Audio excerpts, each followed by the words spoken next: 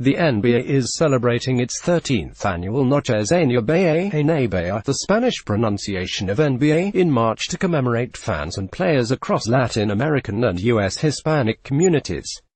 The festivities include players wearing celebratory warm-up shirts and 15 games within arena celebrations.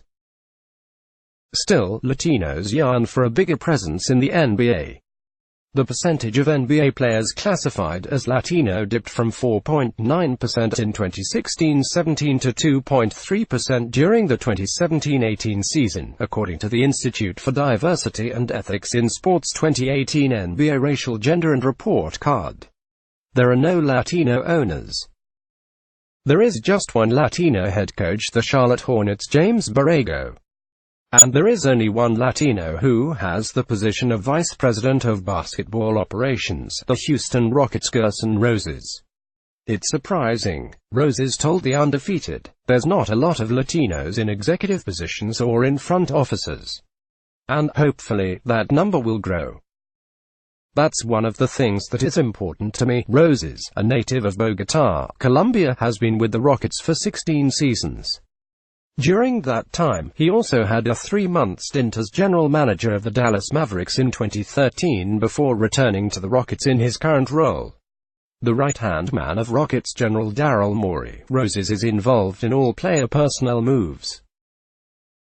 He was instrumental in the trading of Tracy McGrady for draft picks and assets that were later used to acquire James Harden.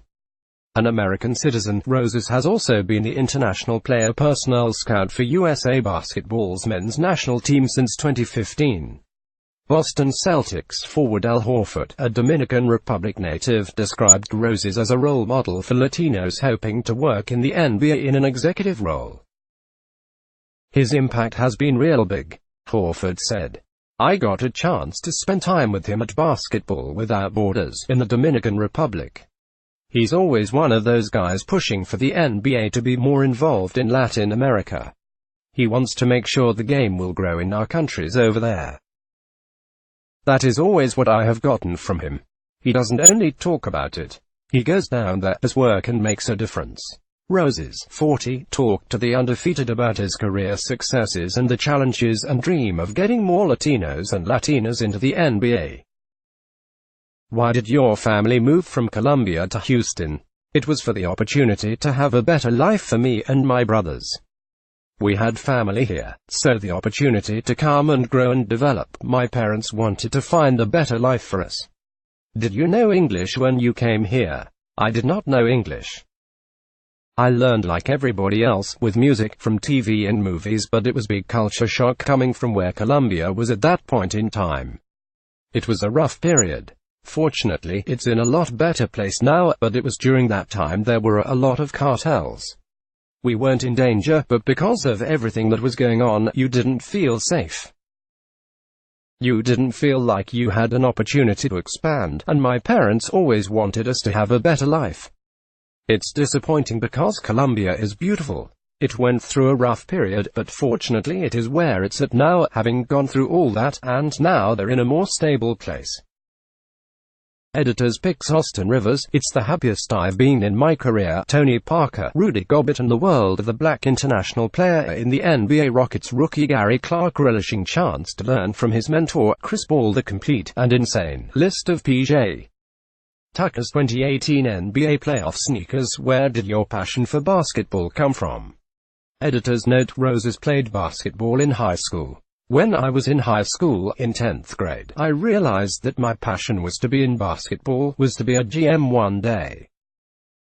I met my wife in high school, and she would ask me, what do you want to do when you grow up? And I knew I wanted to be in the NBA and be a GM.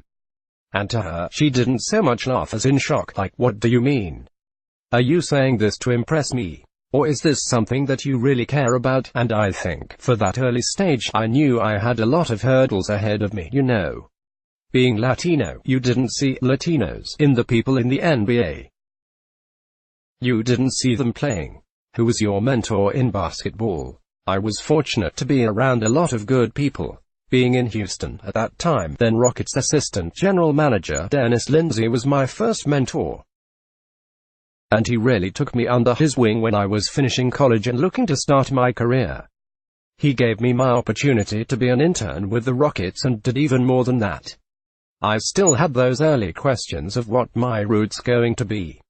And that gave me a lot of opportunity, a lot of experience in the internship. And after being there for a couple of seasons, understanding the league, Dennis gave me the best advice. I had a couple seasons in the NBA with the Houston Rockets. But the reality was, I wasn't ready and I didn't know what I wanted to do. And he said, hey, you got to figure out if you want to scout. Do you want to coach? Go get on a team somewhere at any level and figure it out. Related story: Gloria Nevarez is more than just the first Latino commissioner in Division I. Read now. You ended up working for a couple years with the Venezuelan Basketball Federation and with Westbury Christian School's basketball team in Houston before you answered Lindsay's question about what you wanted to do. Do you remember what you told him? I said, hey, my heart is in scouting. I want to be in the front office, and he said, well, good, because we got a front office entry-level position for you if you want it. And for me, it was an experience that really set the foundation because I had worked so hard to get an opportunity to get involved in the industry. Now it was the opportunity to come in and have the opportunity to grow and develop in an organization with the Rockets. While it was short-lived, how do you look back at your stint as general manager of the Mavericks? It was huge. Not only for myself, but being the first Latino general manager in the NBA was very special to me. It's something that I was passionate about doing at a very young age, but it was humbling because it's not something that I did on my own. What ultimately led to your departure? I appreciate Mark Cuban and the Mavericks for the opportunity they gave me. After a few months with the organization, I realized it wasn't the best fit and made the decision to resign my position.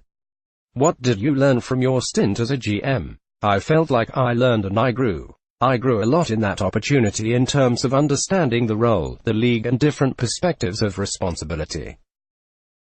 Even though it wasn't the right fit, the experience and moving forward gave me the confidence to be able to do the job at a high level. The right opportunity will come at the right time. How did you get a GM job again? The organization we have on the court and off the court, the philosophy that we have, we're doing a lot of things here in Houston that the league values. I've been loyal to ownership here and to the general managers that I've worked with, the coaches that I work with. I feel like that experience is going to make my next experience as leader of an organization special. And coming from a basketball background, being able to spend as much time as I have with Daryl, the analytic perspective, I want to marry all those perspectives, because it's the same thing. It's a diversity of opinion, diversity of approaches, diversity of process. In this day and age, that's how you have success at the highest level in the NBA. Can you talk about the challenge of finding the next GM opportunity? The challenge is just finding the right opportunity at the right time. And it's a two-way street. It's not just from the team side, but it's from my side. I think a lot of it is you want to be linked up philosophically, you want to be aligned with an ownership group, with a front office group, with a coaching group, with a playing group, where you can execute your vision, and that's what I am looking for. I hope to find that opportunity. What does the month of March, in which the NBA celebrates Latinos, mean to you? It's very significant. We are here in the US, we are in the NBA. But I'm an immigrant. I am a Colombian immigrant, and to have the opportunity to do what I do in the NBA, it's very impactful, not just for myself but for what it means to Latinos everywhere. And there were strong people that have helped me, that have guided me, have directed me, have been mentors and friends.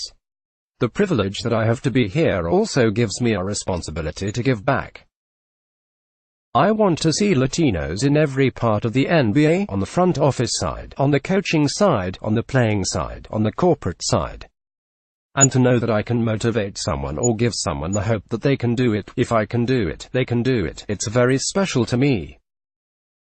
Stay undefeated with our culture newsletter. Subscribe Nene. I'm the last Mohican. Read now. Steph Unplugged. Curry takes fans behind the scenes. Read now. Rwandan President Paul Kagame makes grand appearance at Oracle Arena. Read now. What is your dream for Latinos in the NBA? to have more Latinos, give them an opportunity to grow and develop in this league, because the beauty of our league is the diversity of it. And not just in terms of background or culture, but it's the mentality, the approaches.